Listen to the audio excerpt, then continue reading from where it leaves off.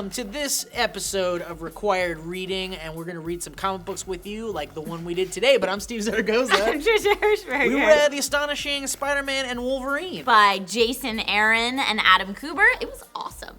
I liked it. I don't know what your initial takeaway was, but for me it was a lot of fun. I don't know that I would necessarily go to this comic for my serious emotional angst. It's just a good old fun time. I felt like Saturday morning cartoons all over again. Yeah, it's just a great adventure and a cool self-contained story. And I'm such a sucker for time travel. Love time travel so much, and that's basically the meat of this book. The best way I can set up this comic is Wolverine and Spider-Man traveling through time together. So it's kind of like Benjamin Franklin, Abraham Lincoln time travel. Yeah, it's a little random, but you like it. And they hate each other. Which I love. Which is great, yeah. I absolutely love this super, one-syllabic answers from Wolverine compared to Peter Parker. Hey, I'm just the funny guy. Peter Parker is, pretty much an annoying teenager. And Wolverine is, a timeless dude who's just a badass. You don't need a ton of backstory on either character to jump into this and understand and appreciate the comic. So I think in that way, I think Aaron did a really good job, and also I think he really captured both Logan and Peter Parker's voices. When we talk about them talking back and forth and really getting that, badassy, kind of mad at the world Wolverine versus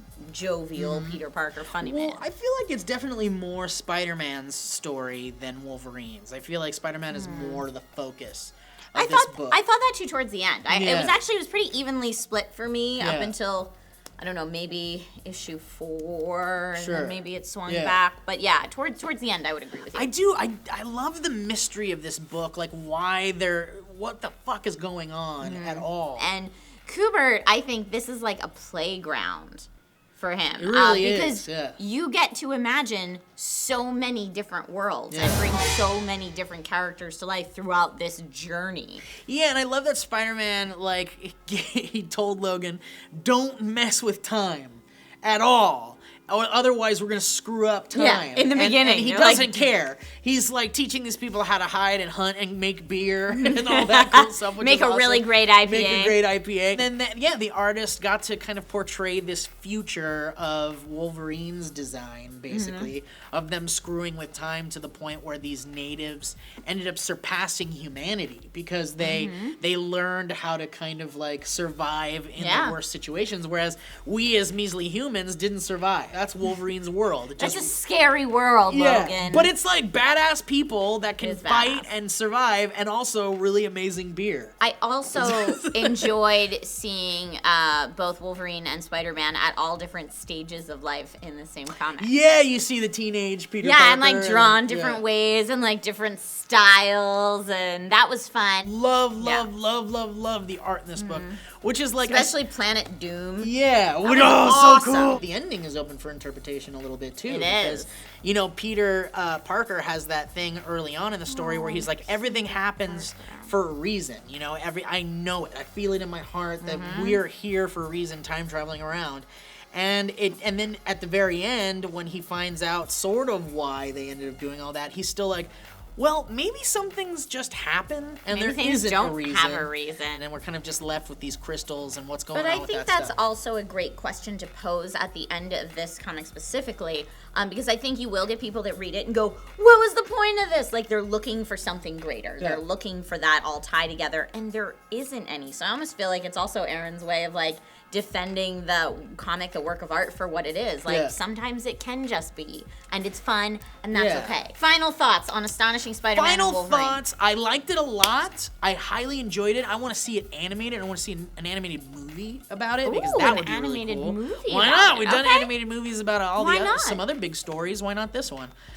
Which would be great. And also, just one thing I have to mention: Spider-Man with a beard. Peter Parker with a beard. That was crazy. Come on! Like Steve, I would like to see this animated and brought a little bit more to life. However, I would love to see it as a cartoon superhero Quantum Leap. I want to see it in an episodic every Saturday morning. They go to a different time and just keep it going. It'd be so fun. Maybe the next leap will be the leap home. It was a lot of fun. Yeah. and I enjoyed it. And I definitely recommend giving it a read if you're looking for something to pick up. Trisha, Yes, what sir. does the Twitter say about the Astonishing Spider-Man? Oh! Ian Doherty at N7 Ian Doherty says, love Wolverine and Spider-Man together. They are the Mathau and Lemon of the Marvel Universe.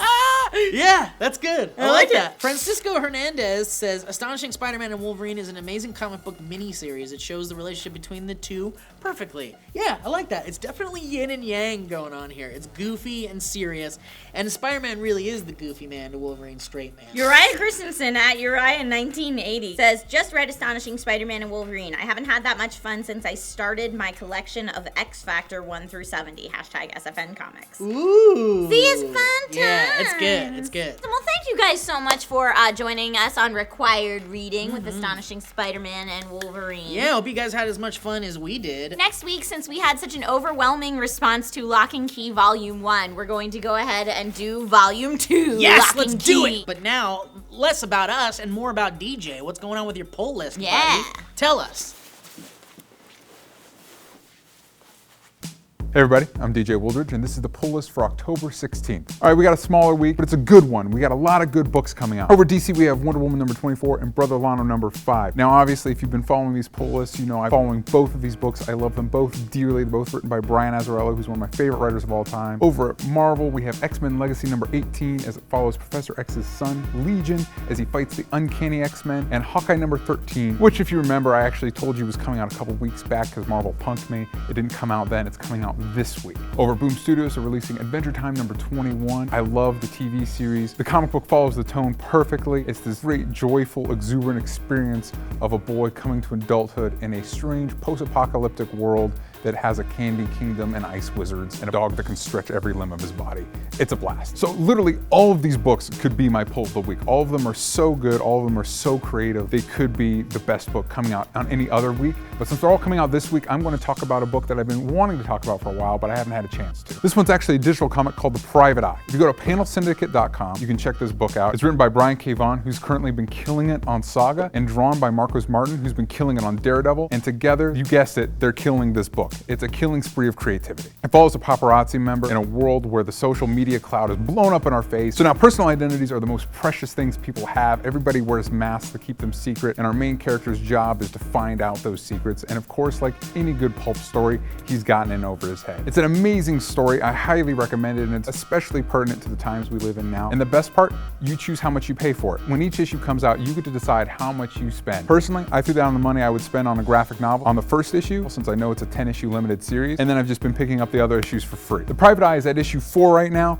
and it just keeps getting stronger with every issue. Definitely check it out. So that's what I'm reading this week. What are you grabbing? Let us know on Twitter with the hashtag SFN Comics, and you could be on this ticker right here. Like and subscribe if you haven't already, or you can click this annotation for the rest of our stories. Definitely check out this one. It's FHP. They're doing some cool stuff over there. You're going to want to take a look at that. My name is DJ Wooldridge, and this has been The Pull List.